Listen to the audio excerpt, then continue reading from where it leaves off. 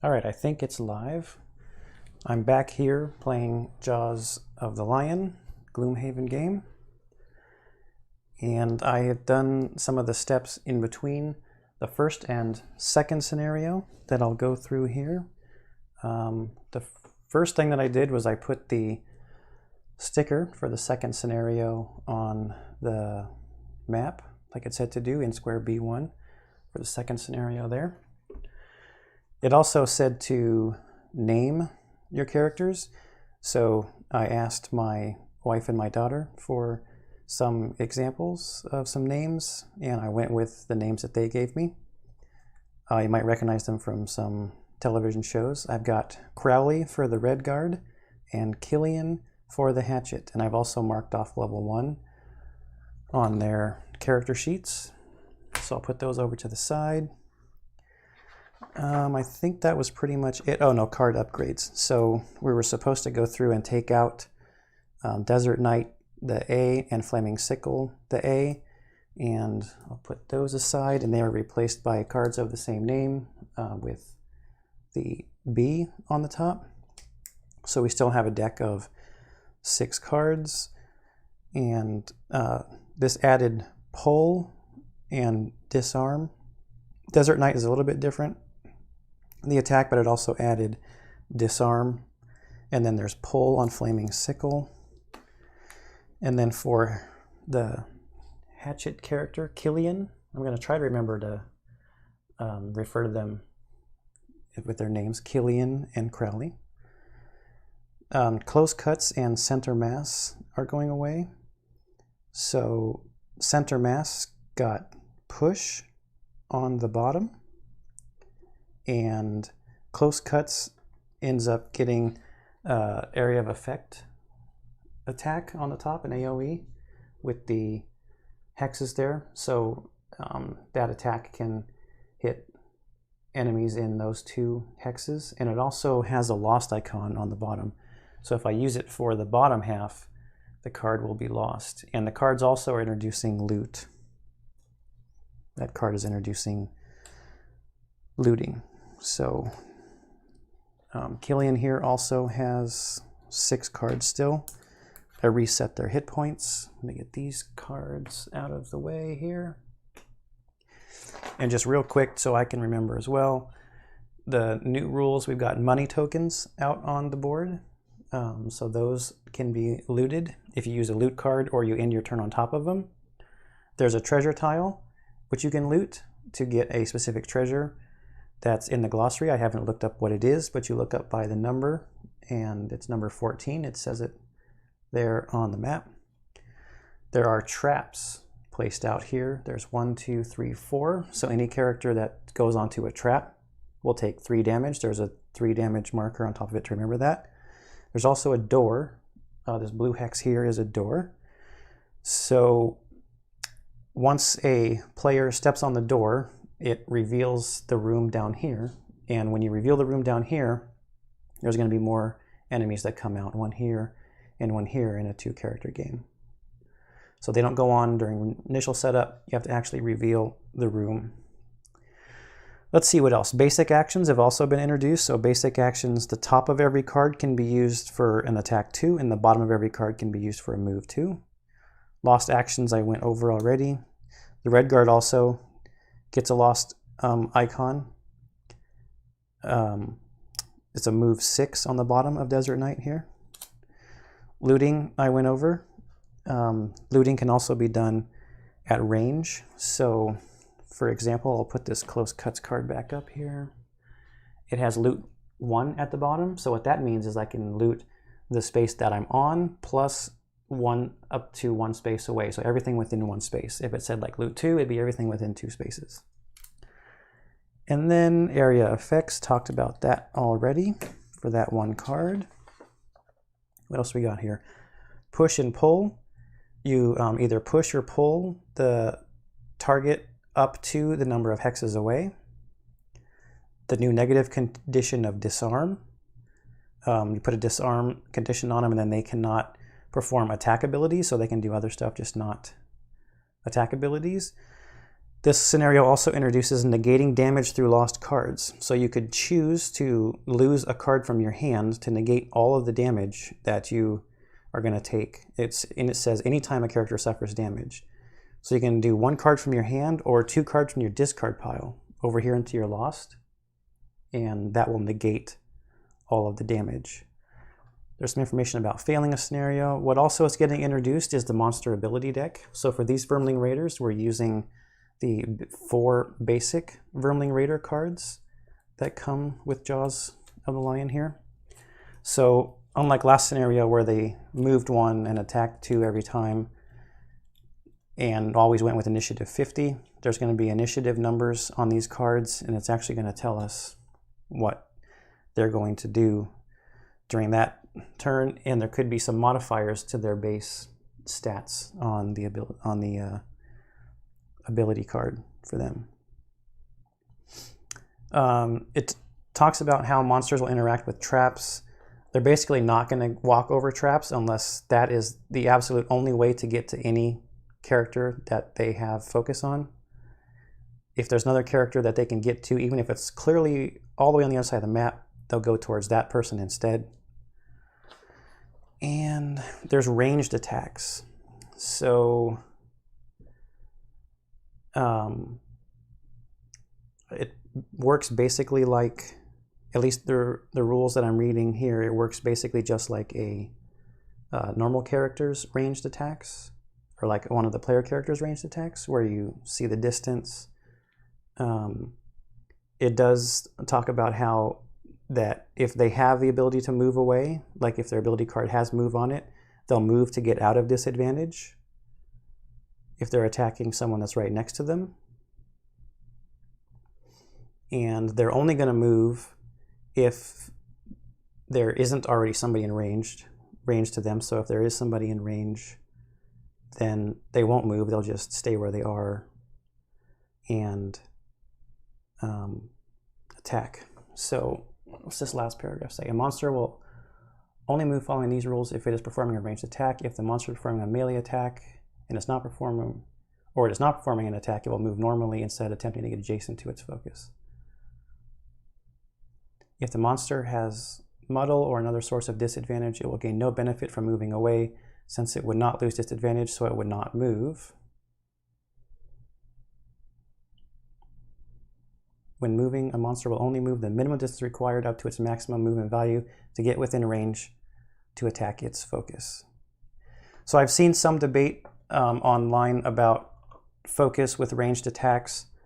I'm trying to play as the rules are given here in Jaws of the Lion to make it simulate a new player learning to play the game, because I am a new player learning to play.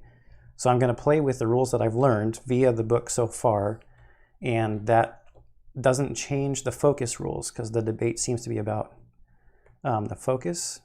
So it looks to me that if there's a tie for focus, it's still just going to be lowest initiative. So we'll see how that goes. That looks to be all of the new rules. I'll put the rule book, try to get it off camera so it's not distracting. Okay. This is scenario 2, a hole in the wall. The goal is to kill all enemies. The introduction says, the tracks are easy to spot. Vermlings have never been known for their subtlety. You follow the scratching and indicators of a body being dragged until you find yourself approaching the walls of Gloomhaven. The sun is very low, but something isn't right. That isn't just a shadow cast across the lower section of the wall. It's a hole. The Vermlings have made a nest for themselves by burrowing into the wall itself. How industrious. You crouch low and try to sneak closer, but they must have guards watching the entrance. There is a shrill shrieking, and then a number of Vermlings jump from the dark, brandishing their dull, poorly made weapons. No choice now but to defend yourself. Luckily, you've managed to get your second wind, but you will definitely need a nice, long bath after this ordeal. So special rules, it says make sure each character has swapped out 2 of their ability cards marked A for the B. We already went over that. The tip, remember to flip over an ability card for the Vermling Raiders at the start of each round after characters have chosen their cards. This is a tip about looting. It's pointing to the money here. This is a tip to remind you not to set up the monsters in this room. Here's a tip about looting the treasure chest. And a tip that these traps will cause 3 damage to any figure who enters it, and then it is removed from the map. The scenario key here just basically told you that it was going to be Vermling Raiders again. There are 4 damage traps, 1 treasure tile, and 3 money tokens. We've got one here, here, and here. I think that is everything to go over for in between the scenarios. So I'm just going to dive right in to card selection. Oh, well, one really important thing is actually having the characters out on the board. So I think I will put the red guard here.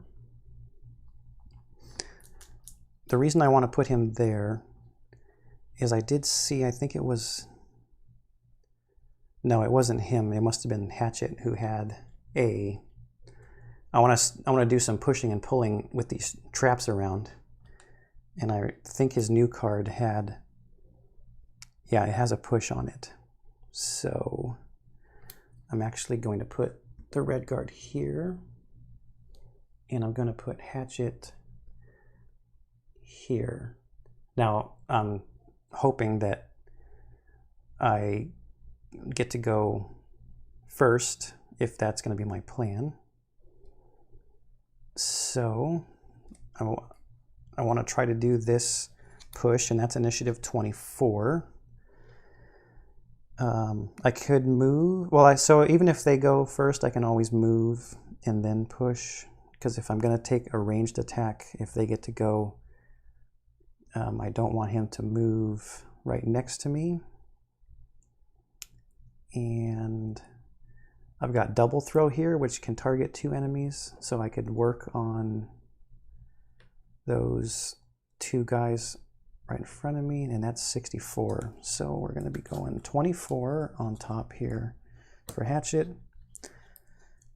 Just seeing how this is going to go. All right, let's think about getting a low number to make sure that the red guard is going to actually go first. He got a loot card also. His Flaming Sickle is a loot card. If I get right there, I can do this attack too that targets all adjacent enemies. Or I could do Shield Spikes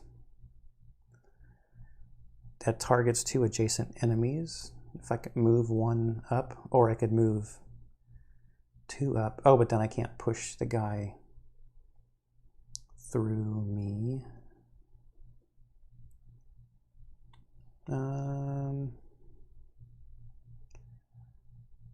Do I have a ranged attack?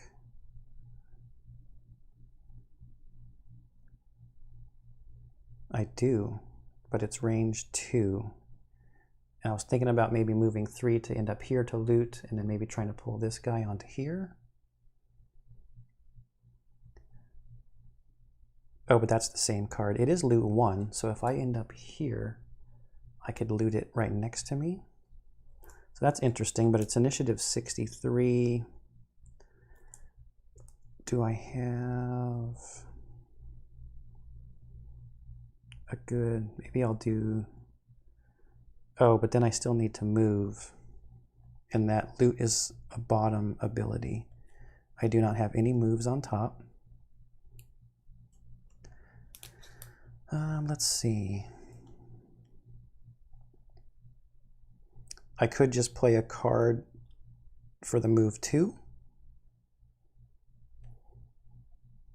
Perhaps this card, the bottom move 2, and actually only end up moving 1 so I can get adjacent. Wow, but this initiative number, I did not look in the Vermling Raiders deck to see what their initiative numbers are, so I have no idea. And this is initiative 41. Kind of hoping to go a little quicker than that on this turn,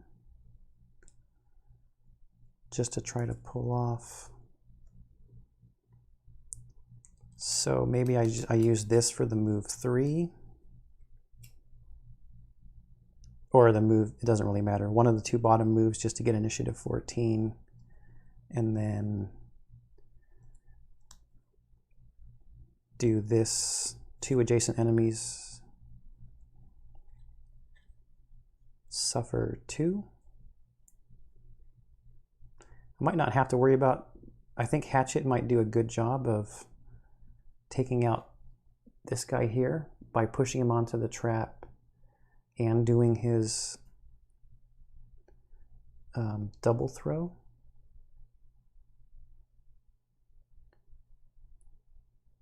So maybe I'm not going to worry about attacking multiple enemies. I might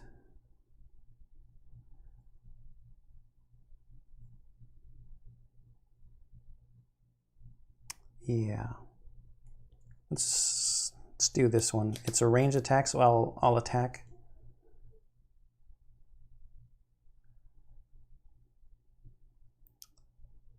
Oh, maybe I'll attack and then move on to the loot. That seems good. So we're going to go at 14. Wow, that took forever. Sorry about that. All right, so I've chosen my initiatives. So now my understanding is we flip for the Vermlings, and they're going at initiative 36. All right, so we've got Redguard going first, then Hatchet, and then the Raiders. So this is going to work out. Okay.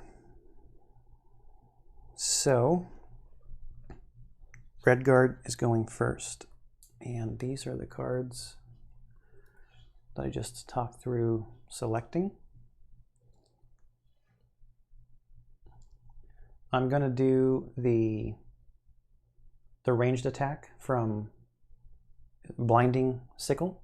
So it's an attack 2. Oh, you know what? Just to make sure, I want to shuffle all of these decks here before we start. And then cut the monster deck. And we've got Redguard here. Let's get them shuffled up. Get him shuffled up. Crowley.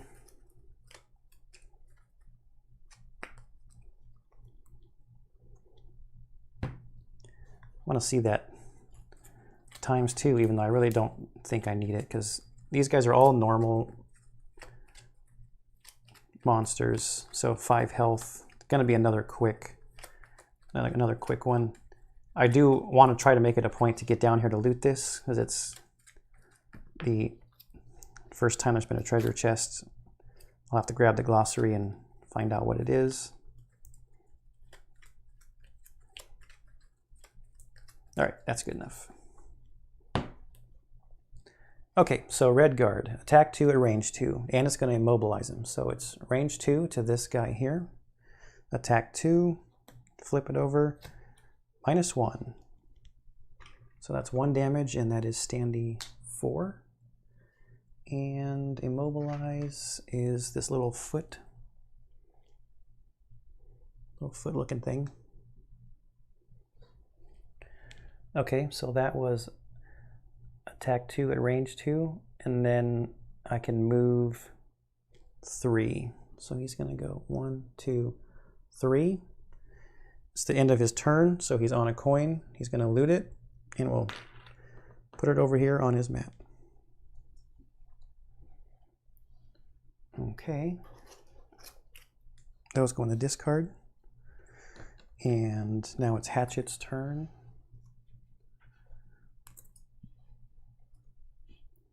I'm going to do the top of double throw.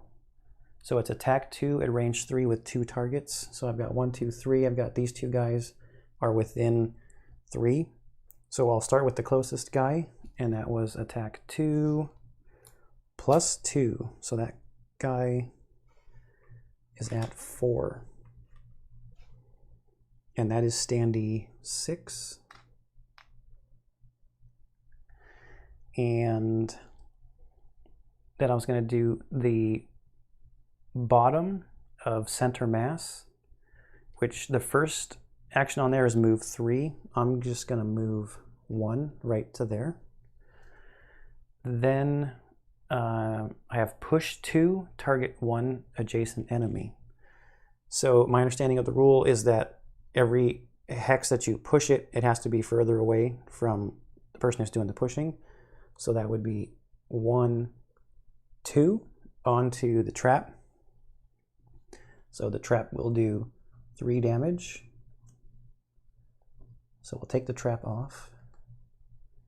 And that is standing number 6. So that would be a total of 7 damage, which eliminates that firmling, and he drops loot. Okay, so that was the top of double throw and the bottom of center mass. And those go in Killian's discard. So now we have the Vermling Raiders going at 36. So they're going to be performing a ranged attack. So if they were adjacent, they would move to get away. It's range 2. Let's see, first looking for focus. Hatchet's out of range anyway. The red guard is within 2, so red guard is going to be the focus. And this is standing number 4, and this is standing number 5, so I'm doing standing number 4 first.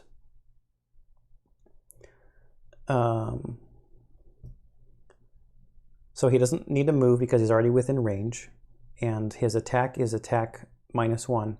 And the note down here says they will move to avoid being adjacent to their focus. But he's not adjacent, so he's not going to be disadvantaged or anything. It's attack -1, and his attack stat is a 2, so we'll flip this. Oh, times 2. So it's 2 minus 1 times 2. So that's 2 minus 1 is 1, times 2 is 2 damage to the red guard. So from 10 down to 8. And then this guy, so his focus is going to be the red guard because he is the closest. His move stat is still 1 and his range is 2. He has a path to get in range to the red guard. This is at least my understanding. So the thing here is that he could step on the trap to get in range to attack, but he's not going to do that. He'll move around it even though it's not going to get him in range to attack. So he moves from here to here, his 1 move stat. He's out of range, so no attack. And I think that's correct. That's the end of the round. The monster deck drew the reshuffle, so I'm just going to plop that in the middle and then shuffle this up. Oh, I forgot to loot this at the end of Killian's turn. Okay, so standing number 4 has 1 damage on him, and there's 1 piece of loot next to him. I think the red guard has a pull. It'd be nice. I'm enjoying using these traps to damage these guys, and I'm pretty sure that's why they're in this scenario. And you mean you were introduced with pull and push cards with these 2 characters? So I think it's definitely a design choice here. Okay, so card selection. Red guard, does he have... He does. Flaming Sickle is an attack 3, range 2, pull 1. So he's not within range to do this pull because it is 2 away. So I could move to get a little bit closer. And I might do this card. Let's see, I need to look at initiative numbers too. So red guard's numbers are kind of high here as far as initiative goes. So maybe I'll go slow on purpose and have the enemy move one step closer to me, he will get an attack off then. Oh, but then I won't be able to pull him onto that trap because I would not be pulling him closer to me. Yeah, so that's kind of a key point also. I could still, I have a loot 1 card here. If I think Hatchet could take out that other Vermling, so let me look at Hatchet's cards. I'll get 2 pieces of loot dropped. So Hatchet has a move for loot 1, so maybe I'll plan on just trying to take this guy out and have Hatchet move up there and grab both of those pieces of loot. It will lose the card though. That's interesting. It might be a little early in the scenario to lose a card because I'm going to have to short rest here pretty soon anyway. I mean, I don't think you can try to bank on being able to loot everything from every single scenario, so might not be that much of a consideration. I don't really necessarily need to do the top part of this one because there are not 2 enemies adjacent to each other. It's still nice to have the attack 3, so you don't really have to attack 2, but that's the most efficient use of this card.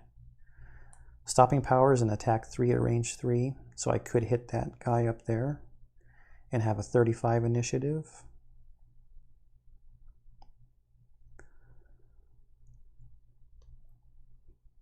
Wow, Hatchet's cards are pretty quick. His highest initiative left in his hand is 51. I could muddle the guy at the top. It's only an attack 1 though, and it targets 3. Maybe I muddle both of them. Say maybe move to here and muddle both of them. 1, 2, 3. Do I have, let's see, I have a move 3 and a move 5.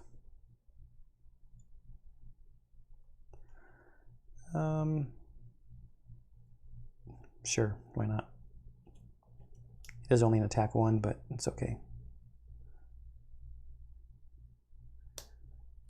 So, and I'll go at initiative 18 pretty early in the turn. So I don't think Hatchet's going to take that guy out up there. So let's do some damage here with the red guard. I mean, I still like the idea of this pull here, but it's at 63. I'd have to really bank on the Vermlings getting a higher number, which I have no clue what their initiative numbers in their deck are.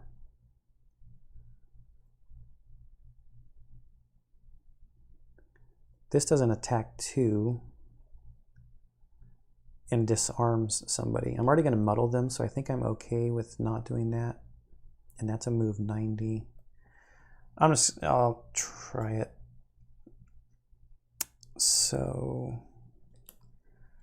what do I want to set it up with? I'll use the move from this heal card and initiative 41. So I'm just going to use the basic action of move, but I'm going to set this up at initiative 41. See how it goes. So I've got 41 and 18. See what the Vermlings are going to do. They're going on 59. Attack modifier of +0. And they're going to do a range 2, target 2. So they're not moving this turn. And they would target 2 enemies. So let's see. Hatchet first, Redguard second, Vermlings last. All right, Hatchet's cards.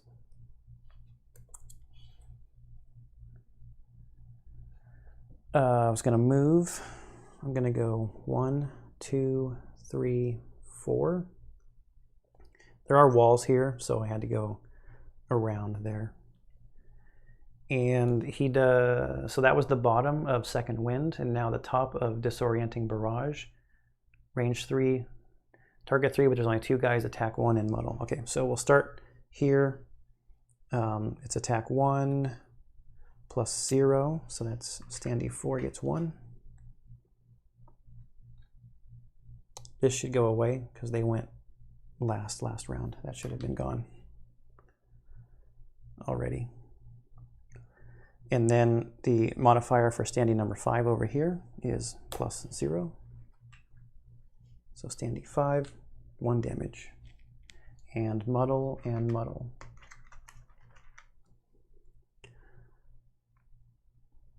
Now I have a feeling that they are going to get some shots off here. Okay. I think I'm going to do the basic action for shield spikes. So move 2, but I'm only going to end up moving 1 to there. And then there's an attack 3 at range 2. So attack 3 minus 1 is 2 damage. So 1, 2. I'm getting this guy over here, standing 5. So that is 3 damage, and now I'm going to take him out. Because now I got pull 1. I'm going to pull him here, which does 3 damage to him. Put the trap over there. Takes him up to 6 damage. So he is done. So it probably would have been more effective. I guess I didn't know what my modifier on the attack was going to be there, but I probably should have just disarmed this guy back here. Get that loot out there, him off the board. Okay, so that is Crowley's turn. So now we go to the Vermlings. They have no move. Focus is the red guard. He has attack plus 0, range 2, target 2. Their hatchet's not within range of 2, so he will not be the second target. So it's attack 0. His base is 2. We flip this. Oh, it's a null. Wow, 2 attacks and I've gotten both of the shuffle cards from the deck. So that completely negates the attack against Crowley there, the red guard. So we need to shuffle their deck again. Just gonna plot this here in the middle. Do this real quick.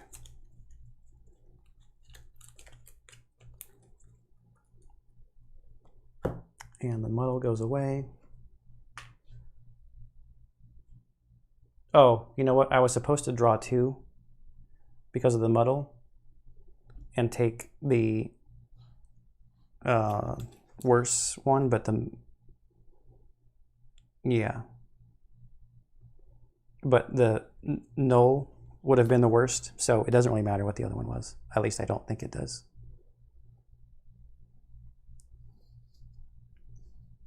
All right. Still no shuffle for that deck there. So we only have 2 cards left, so we have to play both of these.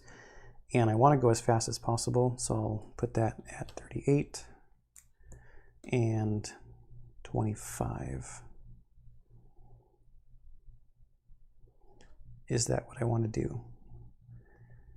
Who do I want to go first? It'd be nice to get those 2 coins up there. Yeah, but then I lose this card, so I'll be 2 cards down. Yeah, I don't want to be 2 cards down. So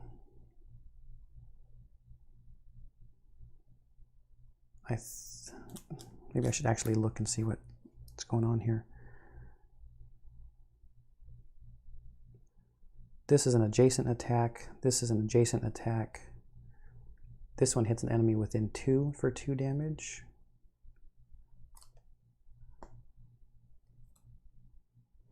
So So I might just do the basic movement, get up close, do the adjacent damage so I can loot that one coin, have Hatchet go over there and loot that one, and then we'll be ready to, on the next turn after we short rest, to come down here. Okay, so 38 and 25. And we've got 50. This card is called Nothing Special. Move 0, attack 0. This is exactly how they acted in the first scenario, is what the blue box says. So we've got Hatchet, Red Guard, and Vermling Raiders on initiative order. Okay, so Hatchet.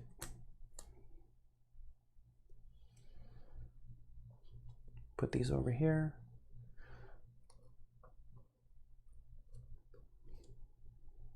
That's a little too far. Kind of had a feeling.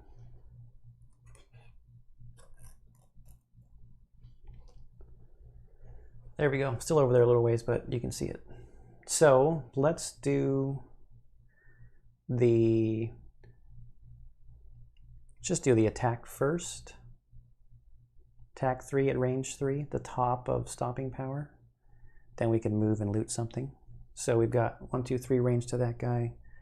And it's attack 3 plus 0. Takes him out because he's got 2 damage already.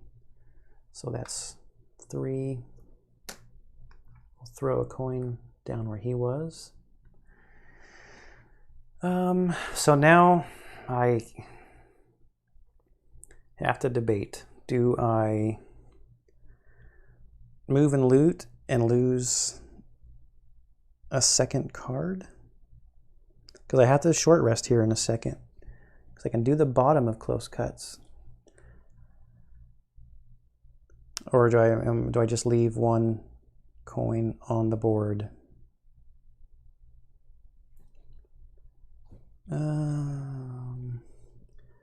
I'm just going to do the regular basic move, so that's move 2. Take the coin. I don't want to lose a second card. And then it is the Red Guard's turn. So it's going to discard. And I'm not going to do the move 6. So we will not end up using the top of Desert Knight, because that is an attack and there are no more enemies.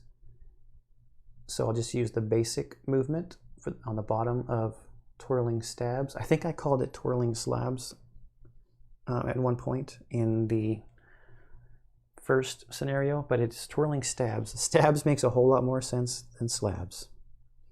So I'll just move 1 here to loot that and take that coin. All right, so that's the Red Guard's turn. There are no enemies to go on their turn. So I have to shuffle and short rest at this point because I don't have any more cards in my hand. And we'll lose this one. It's the Twirling Stabs, the one that we just played. I think that's okay. It is the one that has an attack on the top and the bottom. I don't want to potentially lose my loot card. I do want to get that treasure chest. All right, Hatchet's going to lose a card. How about this one? So it's his close cuts, his new one, that attacks multiple guys in front of him. It's a 25 initiative also. I don't think I want to lose this one, so I'm pretty sure what I do now, I just want to double check. I'm pretty sure that if I don't want to lose that one, I draw another one, and that's the one that I have to lose. I have to suffer a damage, and I can lose a different random card from your discard pile instead. They take all their cards in the discard pile, shuffle them. The rest of the discard pile is then returned to the character's hand. Oh, so I don't have, because I'm short resting at the end of the round here, I don't have anything else in my discard pile to lose. So I don't. Well, I guess those are all the cards from your discard pile. Is this just a different one? Yeah, okay. So it's take a damage, go down to 7, and lose a different card. I mean, this is my new card for this scenario. I don't want to lose it. Probably has nothing to do with anything, but we'll see. All right, this one instead. Double throw. That's another good card. They're probably feel that way about all of them, right? So now card selection. Somebody needs to go down there quick and open the door. Who's got a bunch of movement? Redguard's got a 5 movement, so that'll get him in the room. Doesn't he have a 5 movement? He's got a 6 and lose the card and a 4. Who has the 5? Oh, Hatchet has the 5. I could move 4 with the Redguard and be here. There's going to be a Vermling here and here. So the Vermling would be 2 away. His ranged attack is on the same card. He does have a card that he can, another ranged attack that he can pull somebody with. I might not be able to set up the pulling and pushing people into traps again. I mean, it'd be fun to try, but I'm not going to bank on it this time. And wow, these are all pretty high initiative. Oh, but there are no Vermling Raiders out there. So I don't know what happens if the initiative number you get on their ability card is higher than the person who's currently going.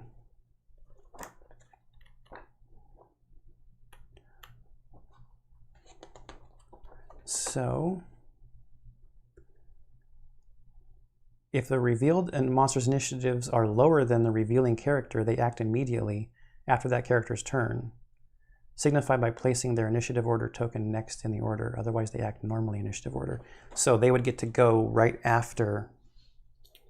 So maybe it doesn't matter that it's high initiative. It might be a good time to use 2 high initiative cards, right?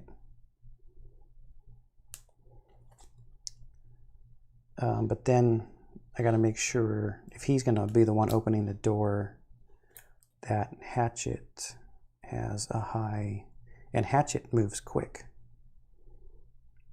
I mean, goes quick. His initiative is pretty high.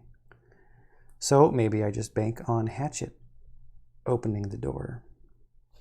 And we'll get Hatchet 1, 2, 3, 4, 5 into there.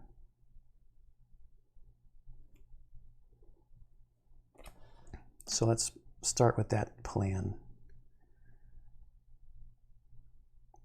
And then 1, 2, 3, 4. I could get to here and do the looting with this card on a future turn.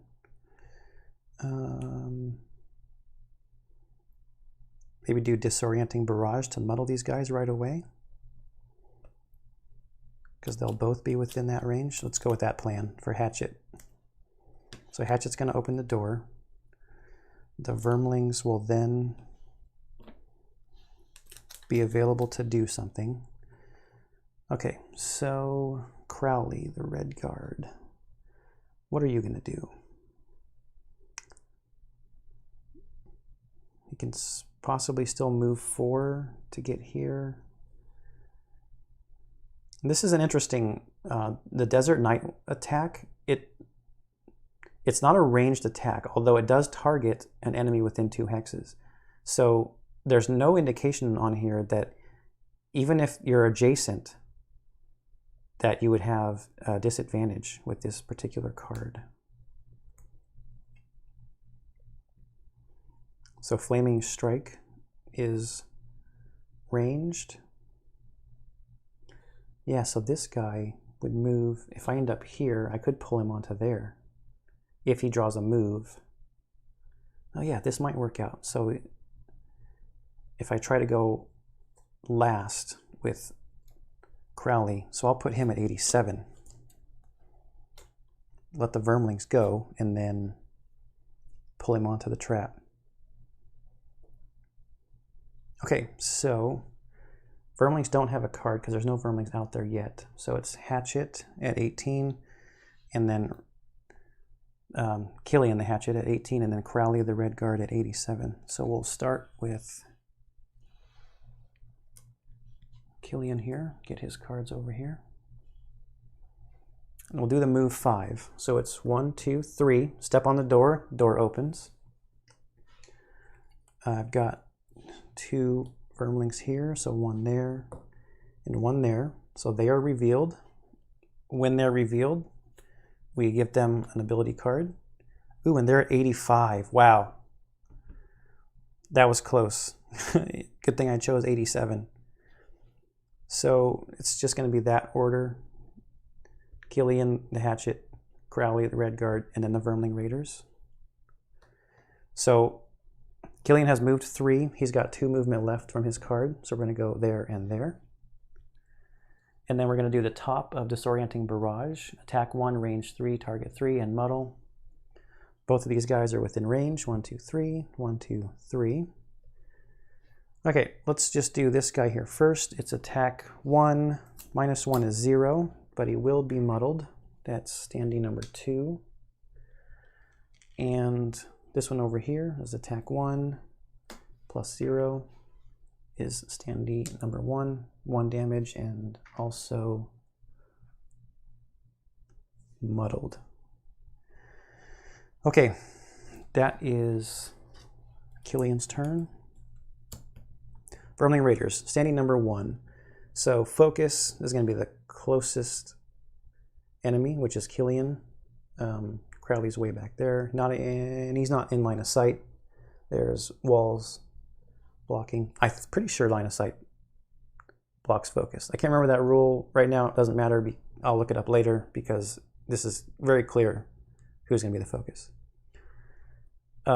There is no move on here. Well, that ruins my plan.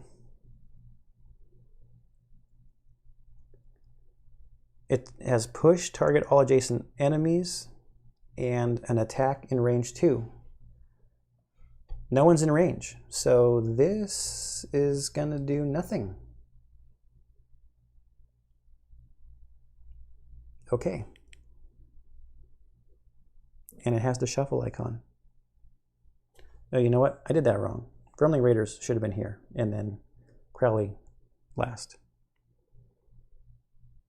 All right, well, just do Crowley's turn. Still gonna get an attack off.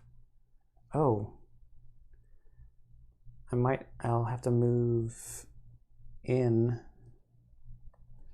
an additional space here as well. So we've got Blinding Sickle is move 4. We'll go 1, 2, 3, and we'll get here for 4. To get within the range to do Flaming Sickle is an attack 3. And I might not even do the pull. All right, attack 3 at range 2. He is within range 2. 3 plus 1 on standing number 1. That is a damage of 4. And standing number 1 already had 1 damage. These models are gone because their turn is over. So that's 5 damage. So actually took him out without even needing to do anything with the traps. Okay, so that was Crowley's turn.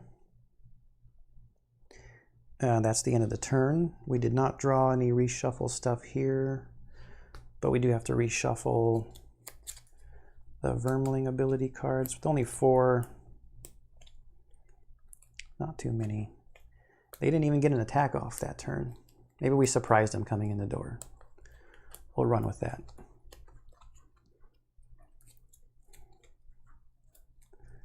So with this scenario being so close to being over, I don't mind now using Killian's new card. That's going to let him loot all this stuff over here. So let's just plan that out.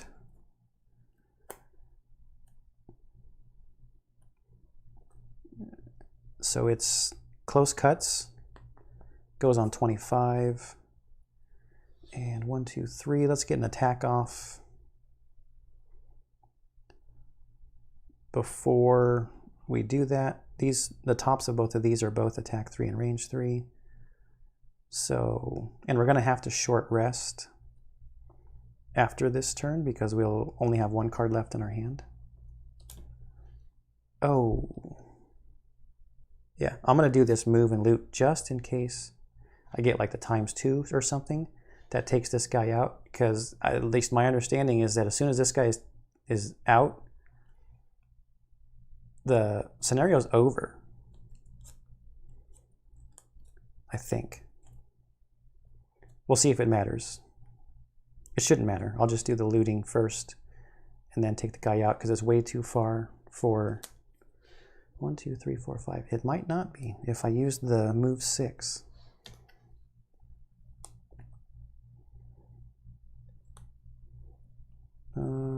Yeah, so let's go at, he's going to go at 25. I'll go at 90. Because if I can loot him, if he gets taken out, I don't have anything to do a ranged attack, so I might as well move as much as possible to get close. So he'll go at 90. Let's see when the Vermling is going to go. He's going to go at 50 and do nothing special. So he's not going to do a ranged attack or anything. So we've got Hatchet at 25, or his name is Killian, the Hatchet. Vermling Raiders again at 50, and Crowley the Red Guard at 90. All right, so let's go with Killian.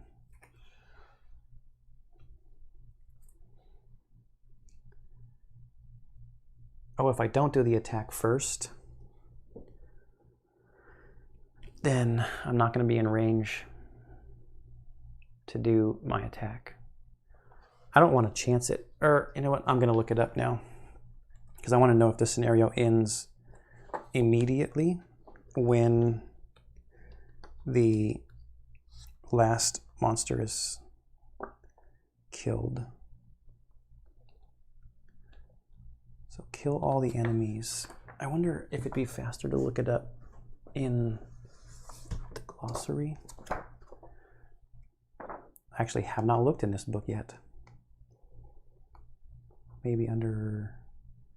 The goal of a scenario is what specifically needs to be accomplished in order for the scenario to be considered successfully completed. Once the goal is achieved, the scenario will end in success at the end of the round, unless all characters were exhausted after completing the goal. Okay, good. So we do get to do the entire round first. 1, 2, 3, 4, 5, 6. So just in case I get lucky and draw the ×2, I have the entire round to complete. So that's good to know. So let's do the attack 3 at range 3. 1, 2, 3. -1. See, I was worried for nothing. Wasn't even worried, I just wanted to know what the rule was. That's standing number 2. 2 damage.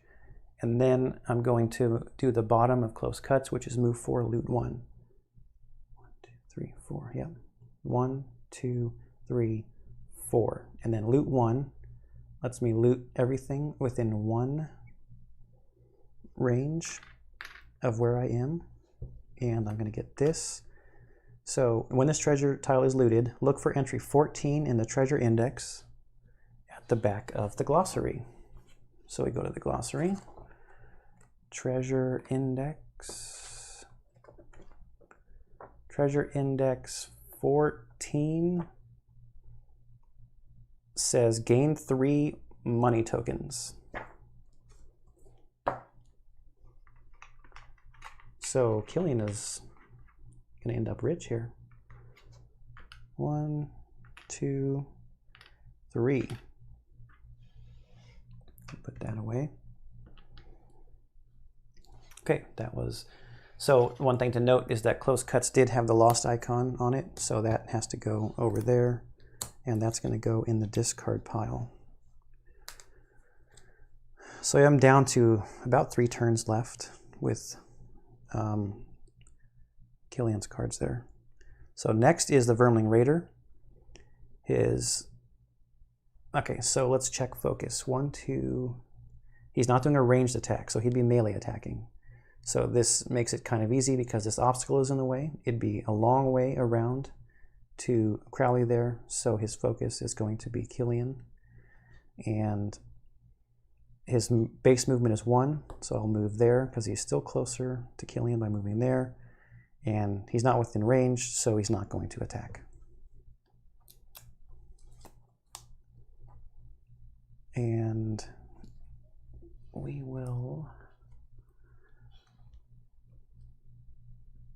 we're going to do the bottom of Desert Knight, move 6. 1, 2, 3, 4.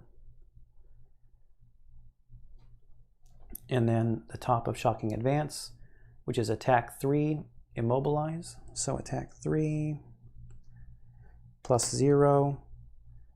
That is going to take him out. So we've got 3 damage plus the 2 that he already had against him is a total of 5. Takes him out. He would drop a coin. And that is both of these. And technically this would go in the Lost, the Desert Knight, because it has the Lost icon on it. And that's it. That's the end of the scenario. So the conclusion says, with the foul nest cleansed of those wretched creatures, you take your time searching every nook. Surely the city guard will want to know about this. It can't be safe to have vermlings tunneling through the walls. It's hard enough to fend off their raids as it is. Eventually, you do manage to find an unexpectedly large amount of gold under some rotten wooden boards. Sifting through the treasure, you also find a strange note. In crude scratching, it details some business arrangement between the vermlings and someone by the name of Roland. Apparently, in exchange for supplying fresh corpses, Roland would pay the vermlings in gold, and judging by the amount here, the vermlings managed to kill quite a few people before you put an end to it. It's the best lead you have, so it's time to ferret out this Roland character. After resting at the Sleeping Lion, of course. So rewards, 25 gold each. The item shop opens, and we get a new location, the Black Ship, for scenario 3 in D5 on the map. So I'm going to do the sticker on the map and read the rest of the rules. I could take a peek at, let's take a peek at what it says after scenario 2 in here. Yeah, so there's, I don't want to sit here and read this whole page about items. So I will read this in between scenarios and come back and do kind of a little briefing on what the new scenario 3 rules are and what I got in between the scenarios. Another fun little quick, I like how you can plan out tactics and use your push and pull with the traps on the board. Definitely can see how this can get more in depth with just looking at what 2 cards do I want to play? What are they going to do on the board? What's the initiative numbers? I guess you could, start to learn what the initiative numbers in the deck are, because I had no clue what these were going to be. I wanted to go in kind of blind just to see how it went. And if I'd have looked at this before and known, yeah, they've got 2 cards that are above 50, one at 50 and one at 36. They're not the fastest compared to my characters. I mean, Killian the Hatchet, his current deck is pretty quick. 24, 35, 18, 51, and 64. So he's got 4 cards under 50 and 1 right at 51. So he's pretty quick. And Crowley's got some slower cards. He's got an 80, a 63, an 87, or that one's a 90. So yeah, it's getting there. It's so far a pretty fun game. If you saw anything that I missed rules-wise that I didn't catch on the way. Please drop me a comment. I'd like to know what people see so I can learn to get better. Anything. I bet strategy's probably not too heavy yet on what people can give tips on, because these are really just basic introductory scenarios. So yeah, if you did see anything, please leave a comment, and thanks for watching.